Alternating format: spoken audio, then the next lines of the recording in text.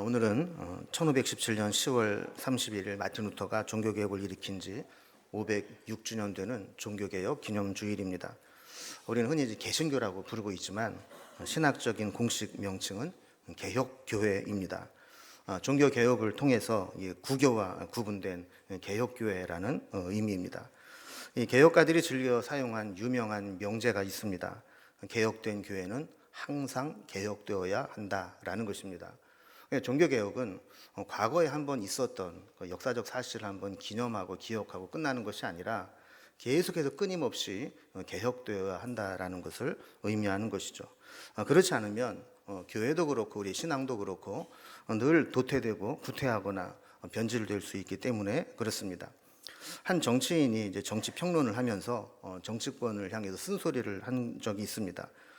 국민은 쇄신을 원하고 있는데 쇄신 수준에서 머무르고 있다라는 겁니다.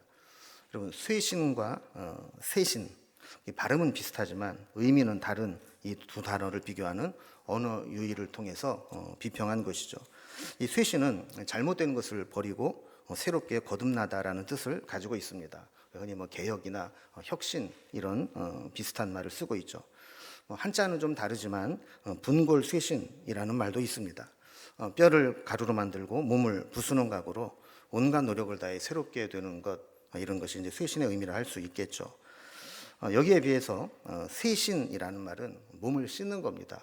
그러니까 겉에 묻은 때를 씻어내는 정도로 본질적으로 큰 변화가 없이 그냥 겉모양만 살짝 씻어내는 정도라는 겁니다. 개혁은 사실 쉽지 않습니다. 한자로 보면 이 개혁이라는 말은 가죽을 고치고 바꾼다라는 의미를 가지고 있습니다. 그러니까 짐승의 가죽을 벗기고 새로운 가죽이 나오도록 입히는 것, 얼마나 고통스럽고 힘든 일이겠습니까? 아무 말도 하지 않으면 아무 일도 일어나지 않는다라는 말이 회자되었던 것처럼 가만히 있으면 아무 문제도 없습니다. 그냥 편안히 가만히 있으면 아무런 문제도 피해도 고통도 당하지 않습니다. 그러나 우리가 어떤 일에 대해서 개혁을 하겠다라는 의지를 가지고 시행하는 순간 엄청난 저항과 반대와 공격을 받아야만 합니다. 종교개혁자들도 마찬가지였죠. 루터를 비롯한 종교개혁자들은 그들의 신앙의 목적이 어떤 편안하고 안일함을 추구하는 신앙이 아니라 바르고 온전하게 믿기 위한 것이었기 때문에 당시 로마 카톨릭의 박해와 핍박에도 굴하지 않고 종교개혁을 일으켰던 것입니다. 종교개혁을 일으켰던 마틴 루터가 보름스 국회에서 종교재판을 받았습니다. 교황의 명령에 따라서 독일의 황제가 루터를 소환해서 재판을 하며 협박하고 신문을 합니다. 네가 그동안 쓴 책을 다 소각하여 없애고 이제 새로운 마음으로 우리의 법을 따르겠는가? 그렇다면 지난날에 있었던 모든 일을 덮어주겠다라는 거죠. 그때 루터는 목숨을 걸고 이렇게 대답을 합니다. 성경에 비추어 오류가 지적되지 않는 한 나는 나의 주장을 철회하지 않겠습니다. 그리고 이렇게 선언하죠. 나의 양심은 이미 성경에 포로가 되어 있습니다. 나는 이 양심에 지시하시는 바를 역행할 수 없습니다. 적어도 내 양심에 따라서는 이것이 성경이요, 성경이 말씀하시는 데야 내가 한치의 양보도 할 수 없습니다. 그리고 하나님 앞에 이런 기도를 올려드립니다. 하나님, 내가 여기 섰나이다. 이제 이곳에서 죽고 사는 것 하나님의 소관입니다. 나는 내 믿음을 지켰습니다. 라는 거죠. 지켜보는 입장에서는 참 멋있어 보이는데 정작 내가 그 입장이 된다면 그렇게 루터처럼 성경에 말씀하시는 바에서 양보하거나 타협하거나 역행할 수 없습니다. 그러면서 목숨 걸고 이야기할 수 있을까? 쉽지 않은 일입니다. 찬송가 585장 내주는 강한 성이요라는 찬양은 마틴 루터가 지은 찬송시입니다. 특히 3절에 보면 이 땅의 마귀 들끓어 우리를 삼키려 하나 겁내지 말고 섰거라 진리로 이기리로다. 이 찬양의 가사를 보더라도 당시에 이 루터가 로마 카톨릭이라고 하는 거대한 종교 카르텔의 협박과 또 개혁을 방해하고 막으려고 하는 기존 기득권 세력들 그리고 마귀의 공격에 맞서서 그 개혁을 일으키는 것이 얼마나 힘들었는가를 마음으로 고백한 찬양시를 할 수 있습니다. 오늘 본문에도 보면 예수님은 제자들에게 세상 사람들이 원하는 그런 것들을 추구하지 말고 올바른 믿음을 가져라라고 권면합니다. 세상 사람들이 인정해 주는 것, 세상 사람들이 성공이라고 하는 것, 편하게 사는 것, 이것이 우리의 목적이 아니라 하나님의 뜻을 바르게 실천하며 온전한 삶을 사는 것이 우리 신앙인의 목적이라는 것을 가르쳐 주는 것이죠. 적어도 제자라면 세상적인 기대를 가지고 유익함을 얻기 위해서 신앙생활했던 이 신앙적 동기를 바르게 고치고 개혁하라는 말씀입니다. 마태복음 10장을 보면 1절에 예수님께서 12명의 제자를 부르시고 그들에게 여러 가지 권능을 덧입혀 주시는 것을 보게 됩니다. 그리고 5절에 보면 그 12명의 제자를 세상에 파송을 합니다. 그리고 세상에서 파송받은 이 자들이 어떤 삶을 살아야 될 것인지를 앞으로 말씀해 주고 있습니다. 그런데 그들이 세상에 나가 살아가는 삶은 절대로 세상에서 환영받거나 편안함을 보장하지 않는다고 이야기하는 거죠. 여러분, 오늘 설교 말씀은 그러니까 예수님을 알지 못하는 사람들에게 전도하기 위한 초청의 메시지가 아닙니다. 또 예수님을 믿기로 신앙생활을 시작하면서 확신이 부족한 자들에게 예수 믿으면 세상에서 이런 유익이 있다, 이렇게 격려하기 위한 말씀도 아닙니다. 주님의 제자가 되기 위해 결단하고 훈련받으며 제대로 믿어보겠다고 결단하고 헌신한 이들에게 주시는 꽤 난이도 높은 말씀이라고 볼 수 있습니다. 14절에 보면 세상은 제자들을 영접하지 않을 것이고 또 그들의 말도 듣지 않을 것이라고 말씀합니다. 16절 말씀을 보면 제자들을 세상에 보내는 것이 마치 양들을 이리 가운데 보냄과 같다 그랬습니다. 그러면 양을 이리 가운데 보내면 어떻게 되죠? 잡아먹히게 되는 거죠. 그런 심정으로 세상에 보낸다라는 것입니다. 17절 말씀에 보면 심지어 공회에 넘기게 되고 회당에서 채찍질 맞을 수도 있다라는 것을 경고합니다. 22절에서는 세상 모든 사람들에게 미움을 받을 것이다 라고 말씀합니다. 세상으로 파송받은 제자들은 이러한 말씀을 듣고 마음에 무장하고 세상으로 나아갔습니다. 그러나 우리가 말로 들어서 아는 것하고 실제로 몸으로 겪는 것에는 차이가 있겠죠. 아무리 말씀을 들어 알고 있다 할지라도 내가 믿음으로 세상에 나아갔는데 세상의 방해와 박해를 받게 된다면 우리는 혼란스러울 수밖에 없는 겁니다. 그럼 성도들도 마찬가지죠. 우리가 은혜 받고 훈련을 받고 세상으로 막 나아갔는데 세상은 만만하지 않습니다. 세상과 타협하지 않고 믿음으로 사는 것이 세상에서는 통하지 않는 것처럼 느낄 수도 있습니다. 우리가 설교를 듣거나 성경 공부를 하면 세상을 변화시키고 하나님 역사하실 것 같은데 막상 실제로 부딪히는 세상은 그렇게 쉽게 우리에게 굴복하지 않습니다. 오히려 교회 다닌다는 말 잘못하고 처신 한번 잘못하게 되면 찍힐 수도 있습니다. 세상은 세상에 룰이 있고 세상에서 작동하는 시스템이 있습니다. 그것을 초월해서 다른 이야기를 하고 영적인 이야기를 하면 잘못하면 따돌림을 받을 수도 있습니다. 그럴 때 우리는 갈등하게 되죠. 이게 정말 믿음으로 세상을 살아갈 수 있는 것인가? 라고 혼란스럽습니다. 여기에 대한 이런 혼란스러움에 대한 주님의 답변이 오늘 우리에게 주신 말씀입니다. 24절을 보면 제자가 그 선생보다 또는 종이 그 상전보다 높지 못하다라고 말씀합니다. 25절에서는 제자나 종들이 스승이나 상전이 세상에서 받는 대접 정도 받으면 그것으로 족하다라는 것입니다. 여러분, 이 제자는 학생과는 좀 다른 개념입니다.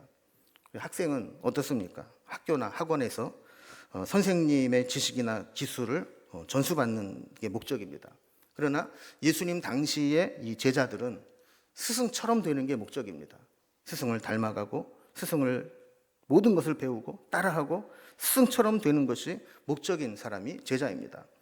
그러면 그들의 스승이신 예수님을 세상 사람들은 뭐라고 불렀는가? 오늘 본문에 보면 세상에서 바알세불이라고 불렀다는 거예요. 그럼 바알세불은 신 주인을 의미하는 바알과 또 똥파리를 의미하는 세불이 합해진 말입니다. 그 바알세불 무슨 뜻이에요? 똥파리의 왕. 그러니까 아주 지저분하고 더러운 무리들의 두목이 바로 예수님 바알세불이라고 불렀다는 거예요. 그럼 그들의 제자들은 뭘까요? 똥파리와 같은 취급을 받는 게 당연하다라는 거예요. 문제는 세상에서 이런 대접을 받을 때 우리는 감당하기 어렵다는 겁니다. 세상이 알아주지 않고 세상이 무시하고 세상이 우리를 박해할 때 지속적으로 이러한 일들을 당하게 되면 이 세상의 거대한 벽 앞에 절망과 두려움을 느낄 수밖에 없는 것이죠. 오늘 본문의 중심 키워드를 찾아보면 그것은 두려움입니다. 오늘 본문을 읽으시면서 느끼시겠지만 곳곳에 두려움에 대한 말씀이 나오는 것을 보게 되죠. 오늘 본문은 이런 두려워할 수밖에 없는 상황에서도 우리가 두려워하지 않을 이유를 몇 가지로 말씀해 주고 있습니다.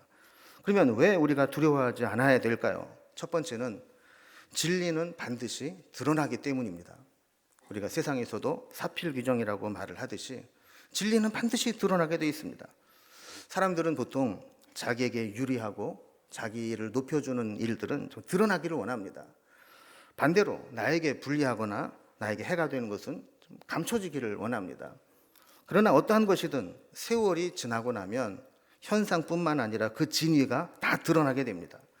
26절에 보면 감추인 것은 드러나지 않은 것이 없고 숨은 것은 알려지지 않은 것이 없다고 말씀합니다. 번역을 좀 꽈서 해놨지만 공동 번역엔 이것을 단문으로 이렇게 번역했습니다. 감추인 것은 드러나게 마련이고 비밀은 알려지게 마련이다. 아무리 감추어지고 비밀스러운 일도 다 드러나고 알려지게 된다라는 거예요. 이 말은 문자적으로 이런 뜻입니다. 이제 제자들이 앞으로 전해야 될 이 복음은 아직 세상에 그렇게 널리 알려진 일이 아닙니다.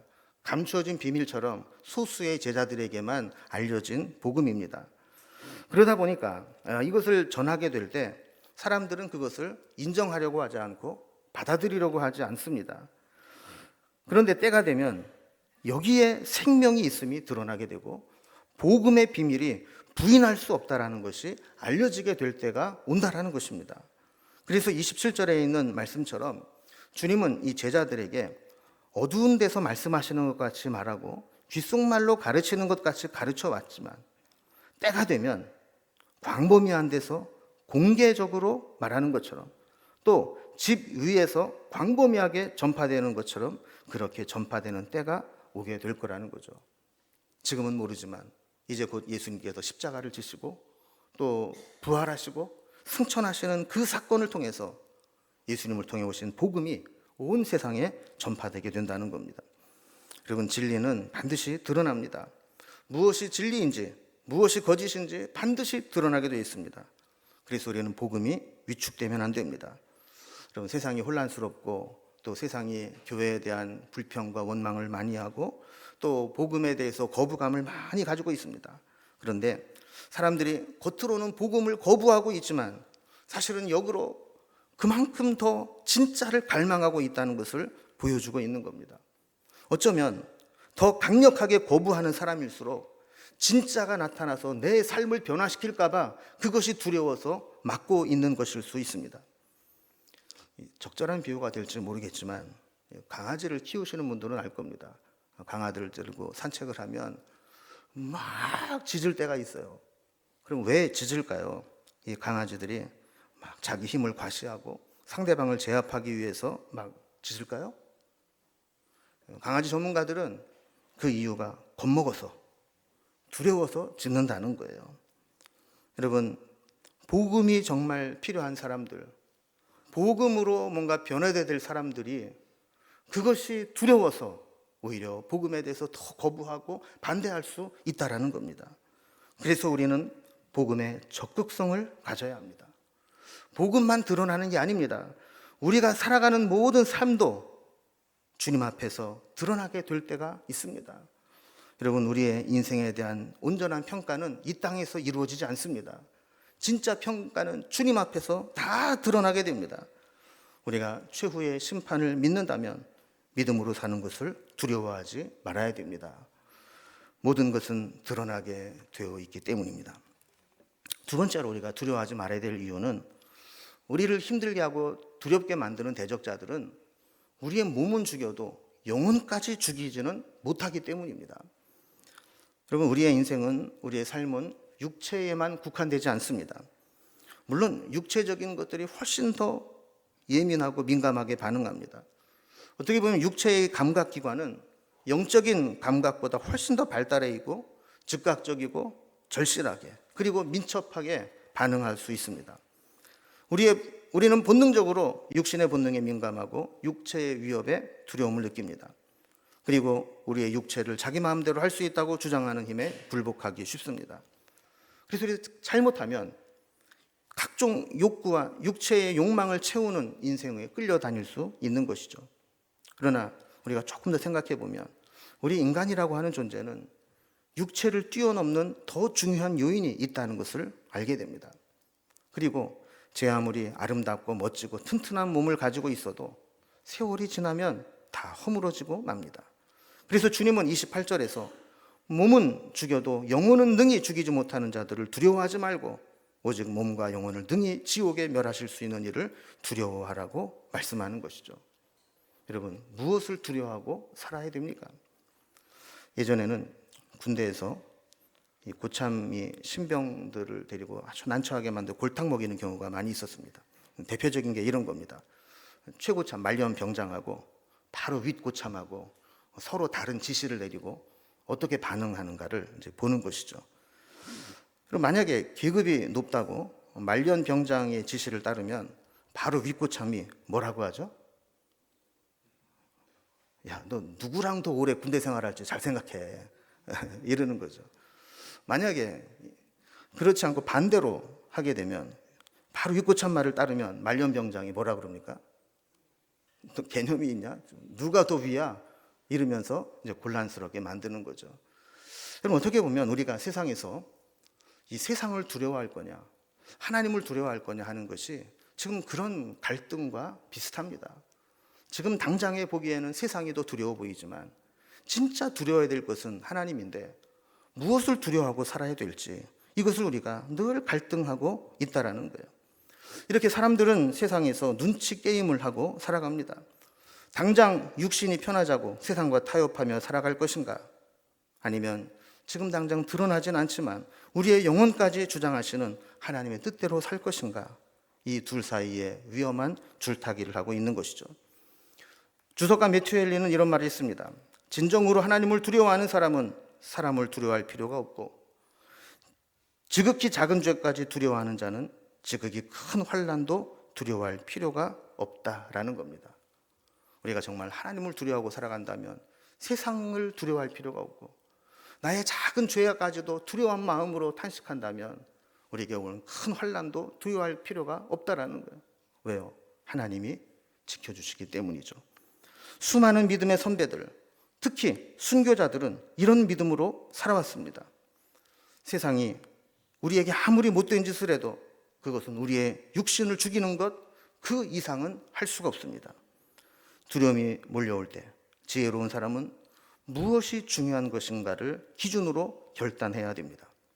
성한 몸, 멋지게 치장하고 살아온 몸, 쾌락으로 정욕을 만족시킨 몸, 편안함과 안일함을 위해 살아온 몸, 이 몸을 가지고 지옥에 갈 것인지 아니면 육체적으로는 손해가 되고 고생하고 힘들어도 영혼이 잘 되고 영원한 천국에 갈 것인지를 선택해야 되는 것입니다.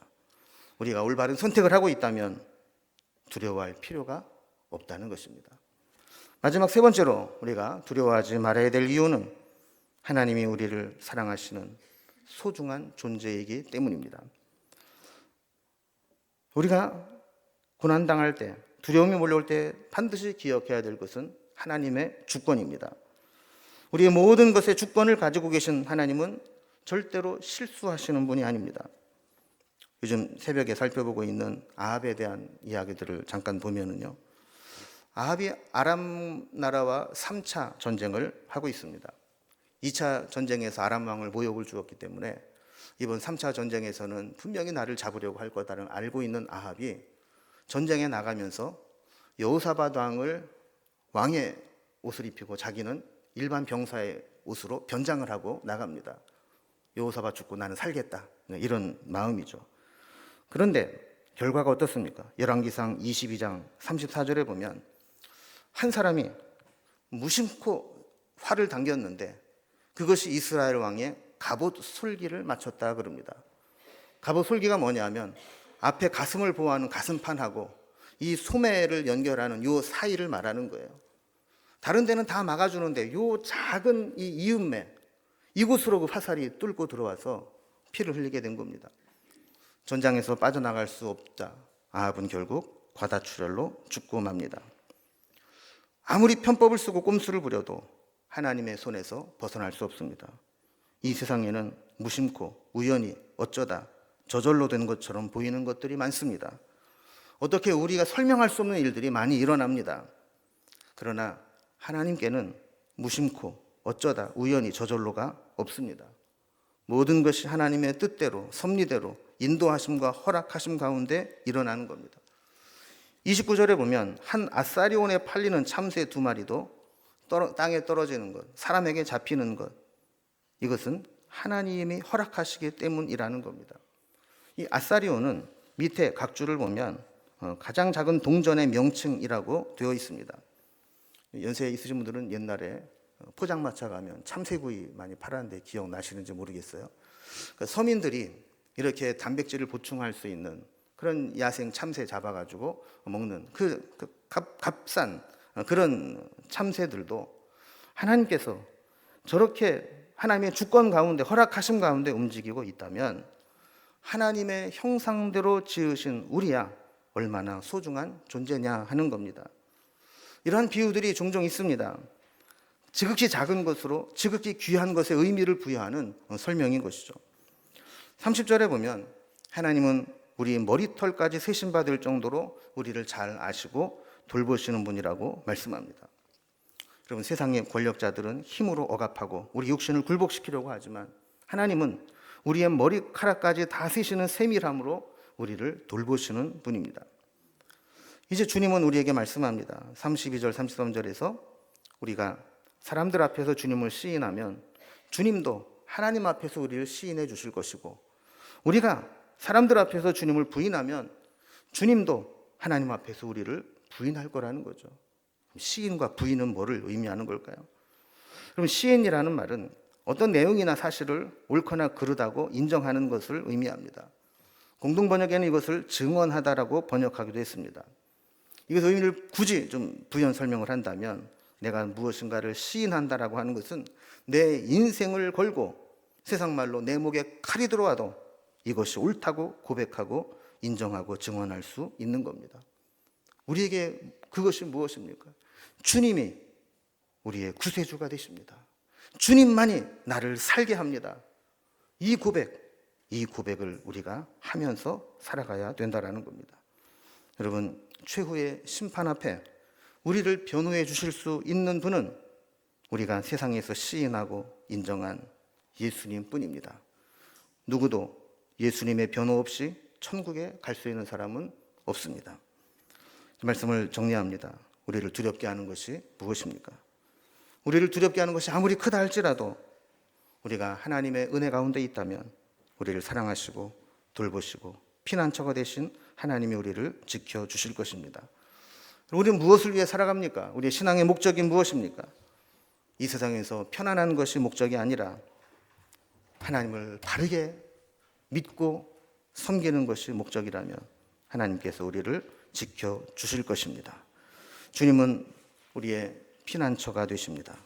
그 주님을 믿고 의지할 때 주님은 우리와 함께 하시고, 주님의 임재하심이 있는 곳마다 온 땅이 흔들리듯 하나님의 역사가 나타나게 될 것이고, 우리가 그렇게 주님 앞에 기도할 때 하늘 문이 열리고 우리의 기도를 들어주실 것입니다. 두려워하지 말고 주님을 의지하고 우리가 할 것은 정말 바르게 믿어보겠다, 바르게 신앙생활 해보겠다, 이런 결단을 하게 된 것이 필요한 줄로 믿습니다. 이제 결단의 찬양 고백합니다.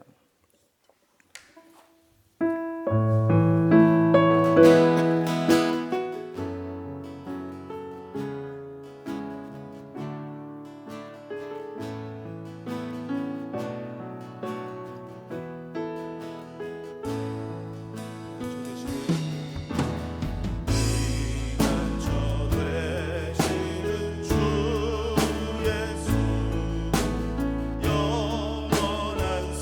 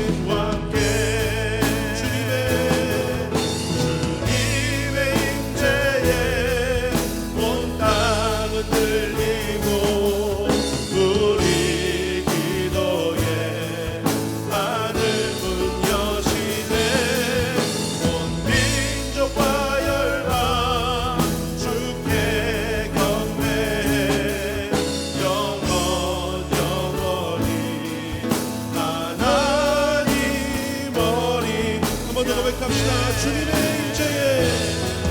주님의 임재에 온 땅은 들리고 우리 기도에 하늘 문 여시네. 온 민족과 열방 주께 경배해. 영원 영원히 보좌에 계신 왕께 주님의 임재에 온 땅은 들리고 우리 기도에 하늘 문 여시네. 온 민족과 열방 주께 경배해. 영원 영원히 하나님 어린 양께. 아멘. 주님의 임재에 온 땅이 흔들린다라고 고백했던 것처럼 우리를 두렵게 하고 힘들게 하는 모든 것들, 주님이 함께 하신다면 우리를 힘들게 하는 모든 대적들이 흔들리게 될 줄로 믿습니다. 우리의 기도에 하늘이 열리고 하나님께서 개입하시고 역사하실 때 우리의 문제도 해결될 줄로 믿습니다. 우리가 바르게 믿기로 결단하기만 한다면 주님께서는 우리를 도우실 것입니다. 이 시간 한번 우리의 마음 가운데 고쳐야 될 것, 개혁해야 될 것 있다면 고치게 하여 주시고, 주님과 함께 살아갈 때 주님의 임재하심 속에 우리를 힘들게 하는 이 땅이 흔들리는 것을 보게 하시고, 우리가 기도할 때 하늘문이 열리고 응답되는 것을 체험해 달라고 여러분 합심해서 결단하며 기도하겠습니다. 기도합니다.